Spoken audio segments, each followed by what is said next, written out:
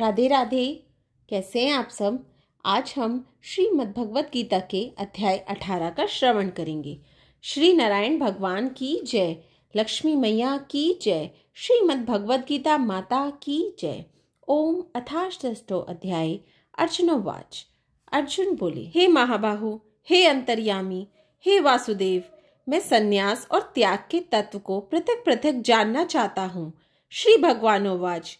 श्री भगवान बोले, कितने ही पंडित जन तो काम्य कर्मों के त्याग को संन्यास समझते हैं तथा दूसरे विचार कुशल पुरुष सब कर्मों के फल के त्याग को त्याग कहते हैं। एक विद्वान ऐसा कहते हैं कि कर्म मात्र दोष युक्त है, इसलिए त्यागने के योग्य है, और दूसरे विद्वान यह कहते हैं कि यज्ञ, दान और तप रूप कर्म त्यागने योग्य नहीं है।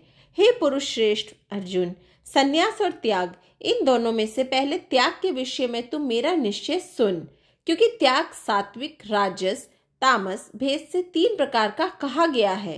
यज्ञ, दान और तप रूप कर्म त्याग करने के योग्य नहीं है, बल्कि वह तो अवश्य कर्तव्य है, क्योंकि यज्ञ, दान और तप ये तीनों ही कर्म बुद्धिमान पुरुषों को पवित्र करने वाले हैं।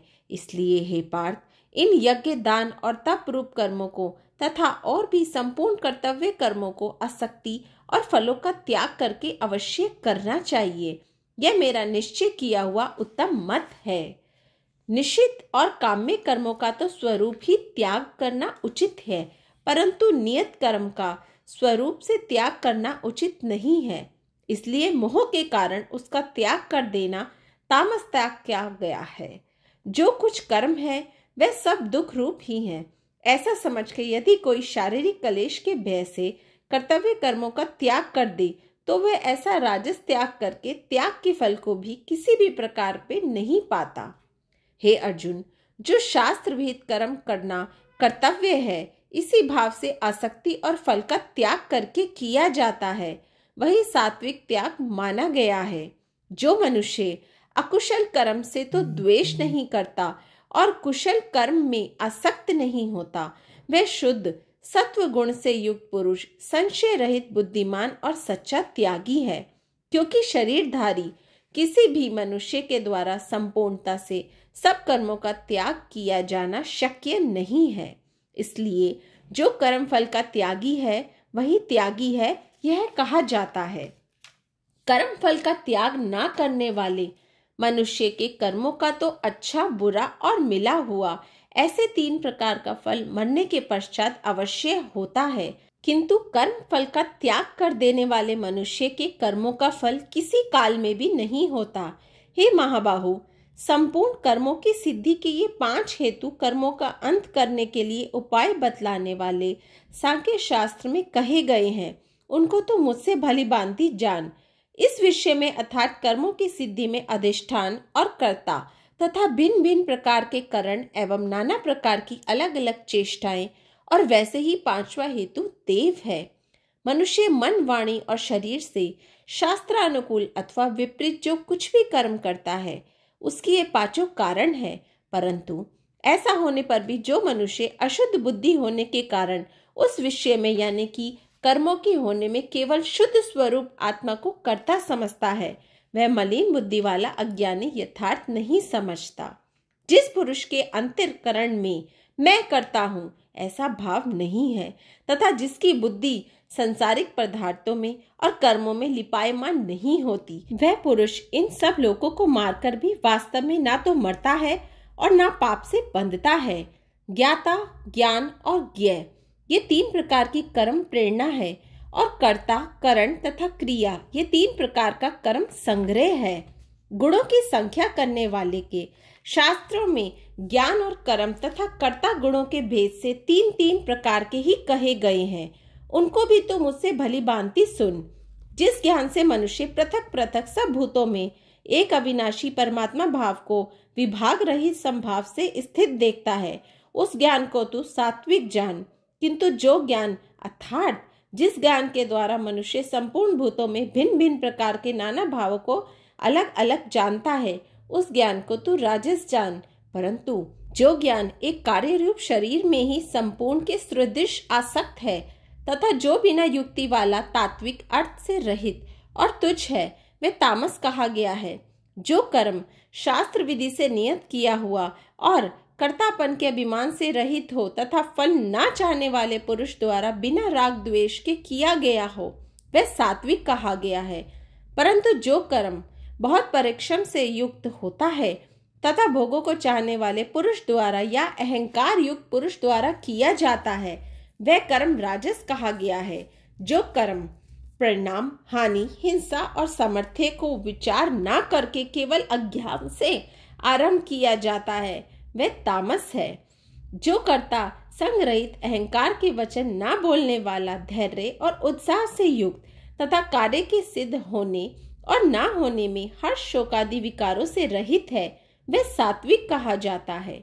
जो कर्ता आसक्ति से युक्त कर्मों के फल को चाहने वाला और लोभी है तथा दूसरों को कष्ट देने के स्वभाव वाला, अशुद्धाचारी और हर्ष शोक से लिप्त है वह राजस कहा गया है। जो कर्ता अयुक्त शिक्षा से रहित, घमंडी, धूर्त और दूसरों की जीविका का नाश करने वाला तथा शोक करने वाला, आलसी और दीर्घ सूत्री है वह तामस कहा जाता है। हे धनंजय, अब तो बुद्धि का तथा धृति का भी गुणों के अनुसार 3 प्रकार का भेद मेरे द्वारा संपूर्णता से विभाग पूर्वक कहा जाने वाला सुन। हे पार्थ, जो बुद्धि प्रवृत्ति मार्ग और निवृत्ति मार्ग, कर्तव्य और अकर्तव्य को, भय और अभय को, बंधन और मोक्ष को यथार्थ जानती है वह बुद्धि सात्विकी है। हे पार्थ, मनुष्य जिस बुद्धि के द्वारा धर्म और अधर्म को तथा कर्तव्य और अकर्तव्य को भी यथार्थ नहीं जानता वह बुद्धि राजसी है। हे अर्जुन, जो तमोगुण से गिरी हुई बुद्धि अधर्म को भी यह धर्म है ऐसा मान लेती है तथा इसी प्रकार अन्य संपूर्ण पदार्थों को भी विपरीत मान लेती है वह बुद्धि तामसी है। हे पार्थ, जिस अव्यभिचारिणी धारण शक्ति से मनुष्य ध्यान योग के द्वारा मन, प्राण और इंद्रियों की क्रियाओं को धारण करता है वह धृति सात्विकी है। परंतु हे पृथापुत्र अर्जुन, फल की इच्छा रखने वाला मनुष्य जिस धारण शक्ति के द्वारा अत्यंत आसक्ति से धर्म, अर्थ और कामों को धारण करता है वह धारण शक्ति राजसी है। हे पार्थ, दुष्ट बुद्धि वाला मनुष्य जिस धारण शक्ति के द्वारा निद्रा, भय, चिंता और दुख का तथा उन्मत्ता को भी नहीं छोड़ता अर्थात धारण किए रहता है वह धारण शक्ति तामसी है। हे भरत श्रेष्ठ, अब 3 प्रकार के सुख को भी तू मुझसे सुन। जिस सुख में साधक मनुष्य भजन, ध्यान और सेवादि के अभ्यास से रमण करता है और जिससे दुखों के अंत को प्राप्त हो जाता है, जो ऐसा सुख है वह आरंभ काल में यद्यपि विष के तुल्य प्रतीत होता है परंतु परिणाम में अमृत के तुल्य है। इसलिए वह परमात्मा विषयक बुद्धि के प्रसाद से उत्पन्न होने वाला सुख सात्विक कहा गया है।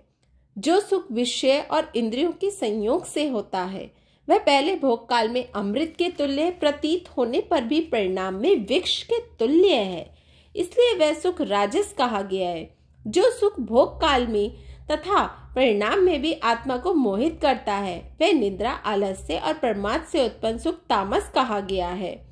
पृथ्वी में या आकाश में अथवा देवताओं में तथा इनके सिवा और कहीं भी ऐसा कोई भी सत्व नहीं है जो प्रकृति से उत्पन्न इन तीनों गुणों से रहित हो।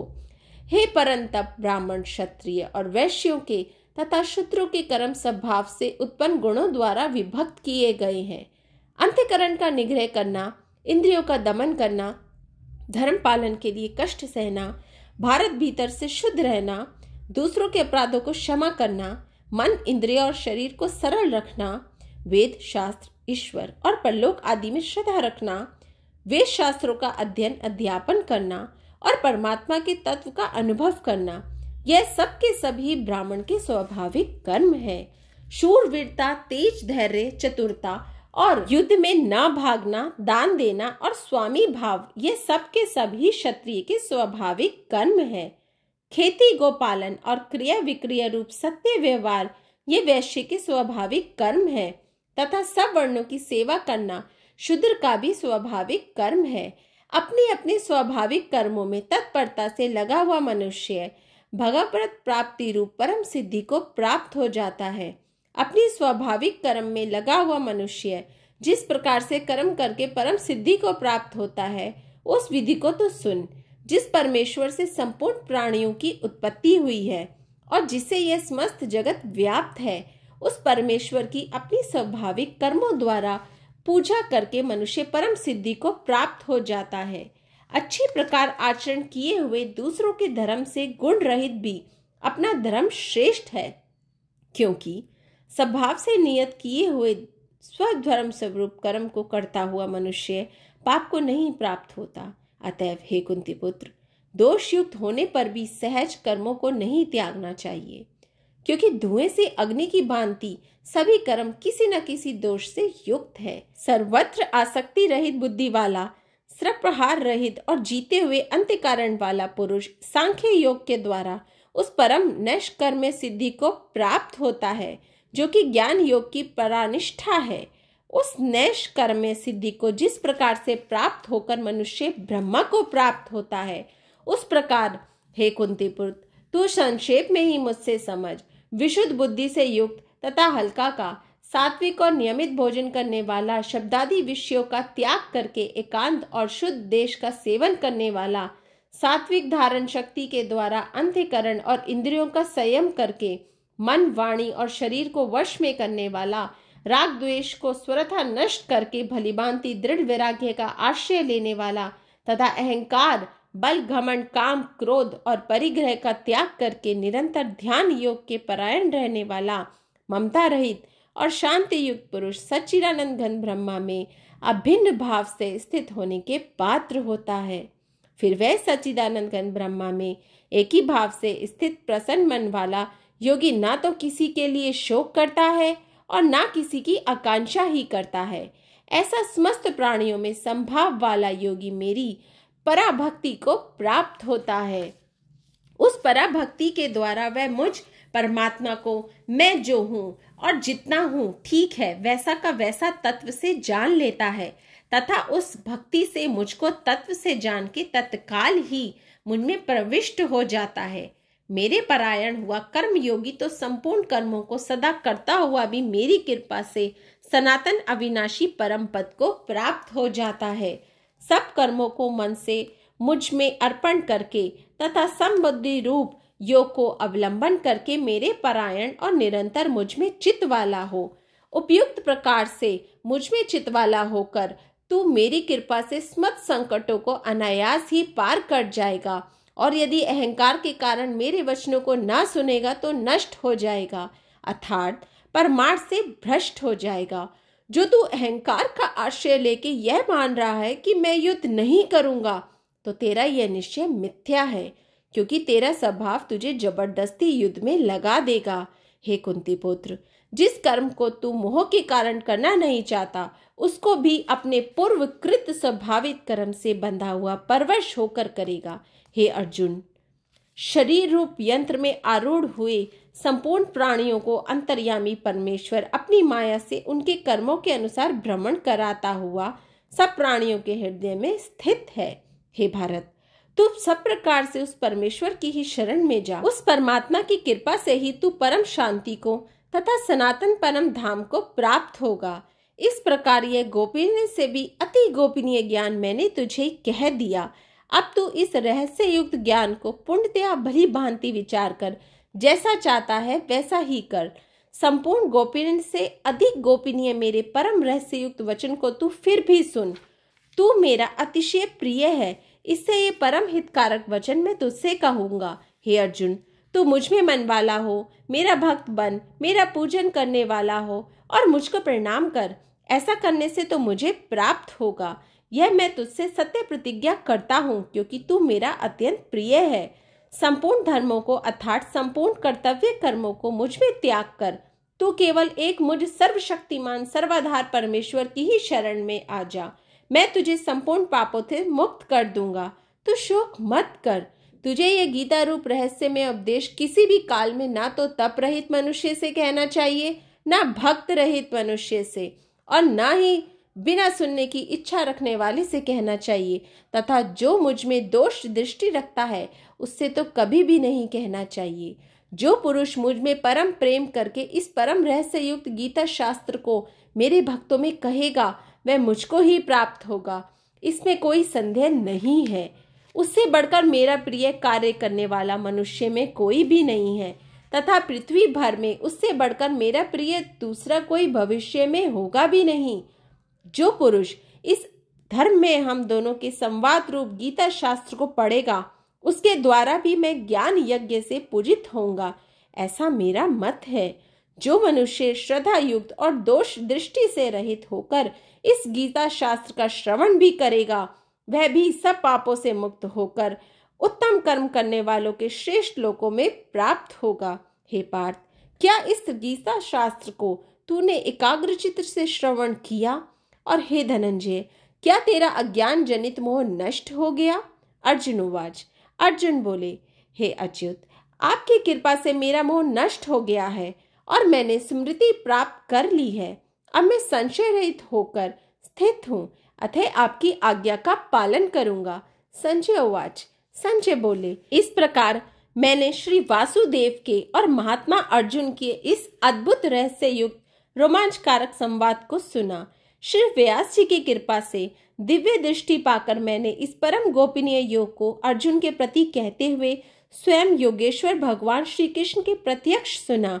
हे राजन, भगवान श्री कृष्ण और अर्जुन के इस रहस्य युक्त कल्याणकारक और अद्भुत संवाद को पुनः पुनः स्मरण करके मैं बार बार हर्षित हो रहा हूँ। हे राजन, श्री हरि के उस अत्यंत विलक्षण रूप को भी पुनः पुनः स्मरण करके मेरे चित्त में महान आश्चर्य होता है और मैं बार बार हर्षित हो रहा हूँ। हे राजन, जहाँ योगेश्वर भगवान श्री कृष्ण है और जहाँ गांडीव धनुषधारी अर्जुन है, वहीं पर श्री विजय विभूति और अचल नीति है, ऐसा मेरा मत है। ओम तत्सदिति। श्रीमद्भगवत गीता सुपनिषत्सु ब्रह्म विद्यायाम योग शास्त्री श्री कृष्ण अर्जुन संवादी मोक्ष संन्यास संयोगो नाम 18 अध्याय संपूर्ण। जय गीता माता मैया, जय गीता माता, सुख करनी दुख हरनी तुमको जग गाता। जय गीता माता, अज्ञान मोह ममता का क्षण में नाश करे, मैया क्षण में नाश करे। सत्य ज्ञान का मन में तू प्रकाश करे, मैया जय गीता माता। शरण तेरी जो आवे तेरी मति ग्रहण करे, पाप ताप मिट जावे निर्भय मन सिंधु तरे। जय गीता माता। रण क्षेत्र में अर्जुन जब शोकाधीर हुआ, मैया जब शोकाधीर हुआ, कर्तव्य कर्म तब बैठा बहुत मलिन हुआ। मैया जय गीता माता, तब कृष्णचंद्र के मुख से तुमने अवतार लिया, तत्व बात समझा कर उसका उद्धार किया। जय गीता माता, शरीर जन्मते मरते आत्मा विनाशी, शरीर के दुख व्यापे आत्मा सुख राशि। जय गीता माता। अथय शरीर की ममता मन से त्याग करो, आत्म ब्रह्म को चिन्हो उनसे अनुराग करो। जय गीता माता। निष्काम कर्म नित्य करके जग का उपकार करो, फल वांछा को त्यागो सद्व्यवहार करो। जय गीता माता। मन को वश में करके इच्छा त्याग करो, निष्काम जगत में रहकर हरि से अनुराग करो। जय गीता माता। यह उपदेश जो तेरे नर मन में लावे, भगवान भव सागर से वह क्यों ना तर जावे। जय गीता माता। मैया जय गीता माता, सुख करनी दुख हरनी तुमको जग गाता। जय गीता माता। नारायण भगवान की जय, लक्ष्मी मैया की जय, श्रीमद्भगवत गीता माता की जय। आज श्रीमद्भगवत गीता के पाठ को यहाँ विश्राम मिलता है। आप सभी पाठ का जरूर श्रवण करें। 18वां अध्याय भगवान के चरण होते हैं। आप सभी को मेरी वीडियो अच्छी लगी तो प्लीज लाइक जरूर कीजिए, मेरे चैनल को सब्सक्राइब कीजिए और वीडियो को आगे शेयर भी कीजिए ताकि सबका भला हो। राधे राधे।